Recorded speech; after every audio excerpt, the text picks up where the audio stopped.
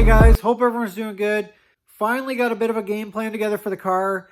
Well into December now, and a bit of a slow start, but finally starting to make some stuff happen. I got the engine tranny out, all the front suspension stripped off, and getting ready to cut the subframe out of it.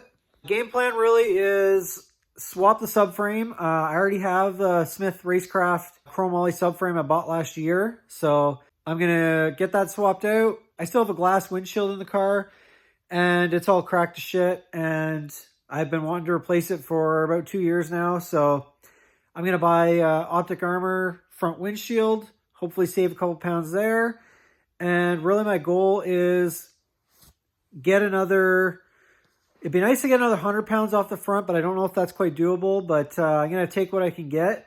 Other than that, obviously I'm going to be changing the front suspension around for the subframes. Hopefully I can get another couple inches of travel out of it. And other than that, I've just been really hard on my brakes and stuff. So I want to hopefully upgrade the parachute to like an air launcher so it's easier to pack and everything.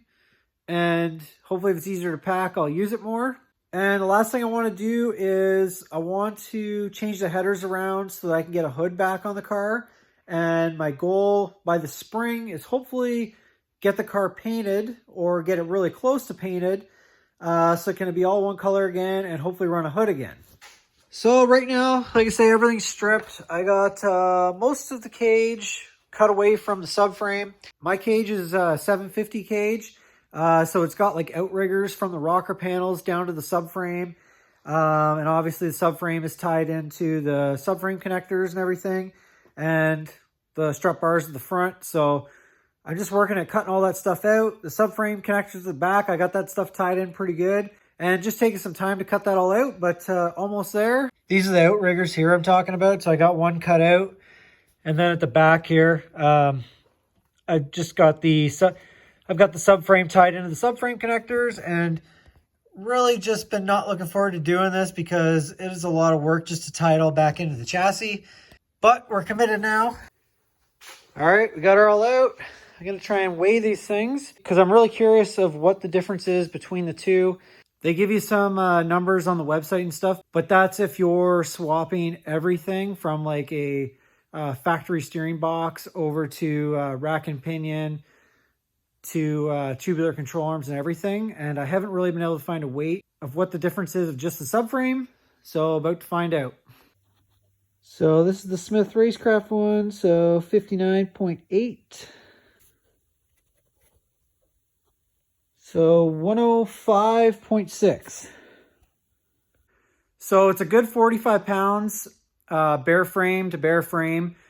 I am going to be cutting off the subframe right in front of the control arm mount, which is, it's probably going to be right about there, I think, where my front end clipped onto before. I'm not using any of the bumper brackets or anything, so hopefully I can pick up another, I'm hoping for another 5 pounds there if I chop that there. It's a pretty good chunk of steel. It's like 1/8 inch. And give me a little bit extra, which is pretty good. That's right off the very front, so it should really help out. I just finished cutting the outriggers out of the car and just bolted the front clip up kind of temporarily.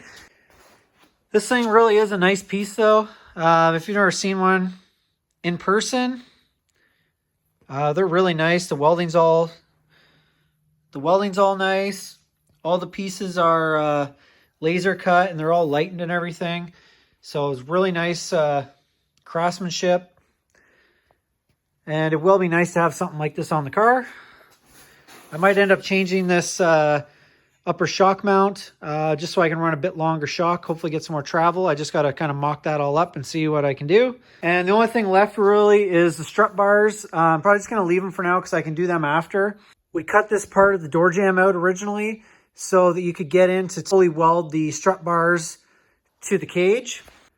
So I kind of thought about maybe trying to like cut it off here and try to sleeve it or something. So I could just run new strut bars out to tie into the subframe. I want to run them out past the front motor plate this time. Originally, they just tied in back here because when I originally built the car, it had a belt-driven Procharger over here. So this whole space was really taken up, and we just put them back there to give us lots of clearance. But I think I'm just going to end up cutting that piece back out Then I can just cut the strut bars right off. I'll just make a new one-piece strut bar the way it should be and tie it all back in properly. So that's where I'm at basically. It's nice to get working on this thing again, start making some progress. I've really been, I don't want to say putting it off because I really just haven't had time, but really not looking forward to cutting this all out and tying it all back in. But I got a good chunk of it done now, and I really don't think it's going to be as bad as I thought. So I'll just keep chipping away at it. I have the motor plate already. There's spacers for the big block to go into the subframe, so I ordered those, and I just ordered the mid plate. So it should just go right in place, basically. The motor was basically in a factory location anyways, so it should be fairly straightforward that way, but until I get the mid plate and stuff, won't really know for sure. Basically, that's all I got for you guys today. I'll try to get some more update videos done for you guys, and so you can watch along with the progress. So thanks for watching, guys. Really appreciate it. Do me a favor, hit the subscribe button, hit the like button. If you got a comment, throw it up there. Thanks, guys. Have a good one.